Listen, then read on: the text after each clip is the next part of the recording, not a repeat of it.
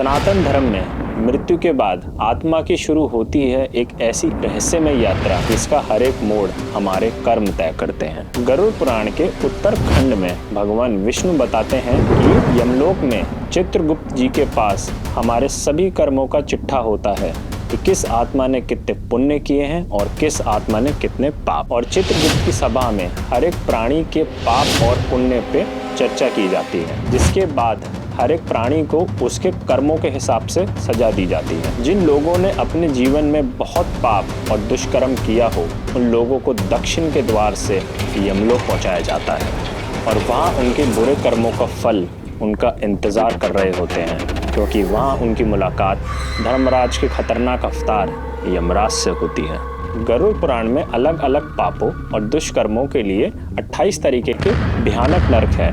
उनमें से कुछ ऐसे नरक हैं जिनके बारे में सुनकर ही हमारा दिल दहक जाता है।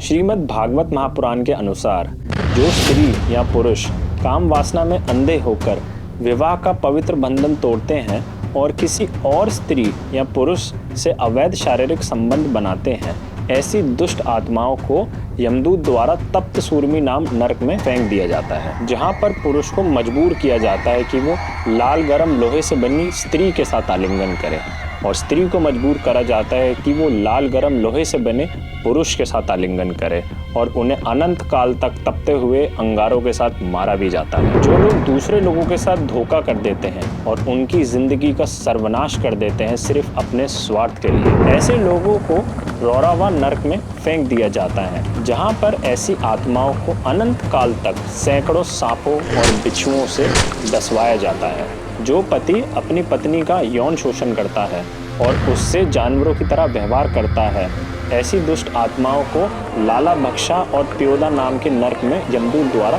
फेंक दिया जाता है, जहां पर आत्माओं को वीर्य की नदी में फेंक दिया जाता है और जबरन वीर्य पिलाया जाता है। अगले चरण में इन आत्माओं को मल और मूत्र के समुद्र में डाल दिया जाता है, जहां पर उन्हें यही गंदी वस्तु खिलाई और पिलाई जाती है।